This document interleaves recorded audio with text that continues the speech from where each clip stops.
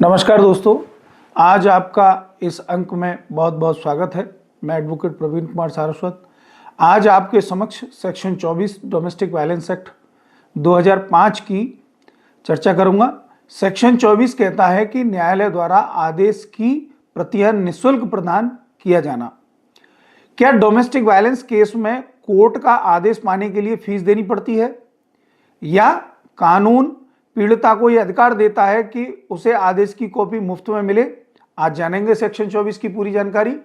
Section 24 का जो उद्देश्य है वो यह सुनिश्चित करना है कि पीड़ित महिला को न्यायालय के आदेश की जानकारी बिना किसी आर्थिक बाधा के तुरंत और प्रभावी रूप से मिल सके। यह प्रावधान न्याय तक आसान पहुंच, एक्सेस टू जस्टिस को मजबूत करता है। सेक्शन 24 का सरल अर्थ है, जब कोई अदालत protection order, residence order, monetary relief या कस्टडी ऑर्डर या कंपनसेशन ऑर्डर या डोमेस्टिक वायलेंस एक्ट के अंतर्गत कोई भी आदेश पारित करती है तो न्यायालय का कर्तव्य है कि उस आदेश की प्रमाणित प्रति यानी सर्टिफाइड कॉपी निःशुल्क यानी फ्री ऑफ कॉस्ट उपलब्ध कराएगा। अब यानी किन को आदेश की प्रति दी जाएंगी? नंबर 1 पीड़िता, ताकि वह आदेश का पालन करवा सके, पुलिस या अन्य अधिकारियों के सामने प्रस्तुत कर सके।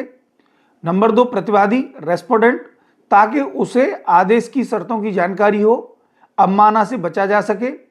और नंबर 3 में संबंधित अधिकारी जैसे पुलिस अधिकारी, संरक्षण अधिकारी और सेवा प्रदाता। अब इसके महत्वपूर्ण बिंदुओं पर चर्चा करते हैं कि आदेश की प्रति के लिए कोई कोर्ट फीस नहीं है। आदेश की जानकारी सभी संबंधित पक्षों तक पहुंचाना अनिवार्य है।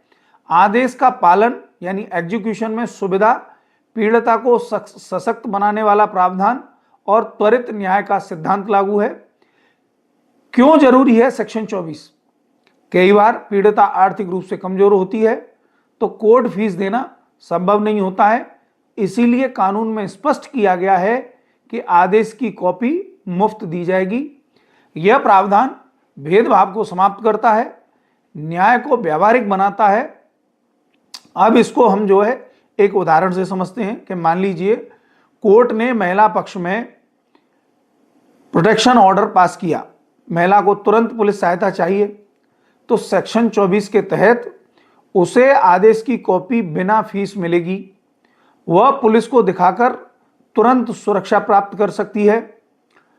और इसके बाद हम आगे सेक्शन 25 पर चर्चा करेंगे इसी वीडियो के अंतर्गत। तो section 25 domestic violence act 2005 duration and alteration of order यानी आदेश की अवधि तथा उसमें परिवर्तन।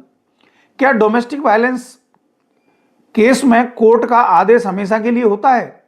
अगर हालात बदल जाएं तो क्या आदेश भी बदला जा सकता है? आज हम समझेंगे सेक्शन 25 डोमेस्टिक वायलेंस एक्ट को। सेक्शन 25 का जो मूल उद्देश्य है वो ये सुनिश्चित करना है कि अदालत द्वारा पारित आदेश परिस्थितियों के अनुसार लचीला यानी फ्लेक्सिबल हो और न्यायपूर्ण संतुलन बना रहे। कानून यह मानता है कि समय के साथ परिस्थितियां बदल सकती हैं, इसलिए आदेश भी स्थायी नहीं होते। सेक्शन 25 का जब कानूनी विश्लेषण करेंगे तो इसकी उपधारा 1 में आदेश की अवधि डोमेस्टिक वायलेंस एक्ट के अंतर्गत पारित कोई भी आदेश, protection order, residence order, monetary relief या कस्टडी ऑर्डर या कंपनसेशन ऑर्डर तब तक प्रभावी रहेगा जब तक कि अदालत स्वयं या किसी आवेदन पर उसे बदले, संशोधित या रद्द न कर दे। आदेश अपने आप समाप्त नहीं होता। उपधारा 2 में समझेंगे कि आदेश में परिवर्तन, संशोधन, यदि अदालत को यह प्रतीत होता है कि परिस्थितियों में महत्वपूर्ण परिवर्तन हुआ है तो पीड़िता या प्रतिवादी अदालत में आवेदन कर सकते हैं कि आदेश बदला जाए और इसके बाद शर्त कम या अधिक की जाए या आदेश समाप्त कर दिया जाए।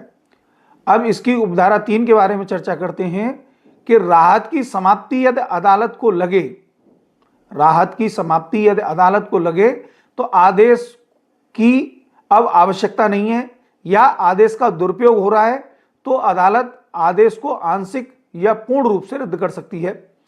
परिस्थितियों में परिवर्तन के उदाहरण पे बात करते हैं कि पति पत्नी में सुलह हो जाना या दोनों को अलग रहना समाप्त हो जाना या आर्थिक स्थिति में बड़ा बदलाव हो जाना या पुनः विवाह हो जाना, हिंसा की पुनरावृत्ति न होना। अब उदाहरण से इसको समझ लेते हैं कि मान लीजिए महिला को 10,000 रुपये प्रतिमाह भरण पोषण का आदेश मिला हो और बाद में पति गंभीर बीमारी या बेरोजगारी का शिकार हो जाता है तो पति सेक्शन 25 के तहत आवेदन कर सकता है कि अदालत भरण पोषण की राशि घटा सकती है।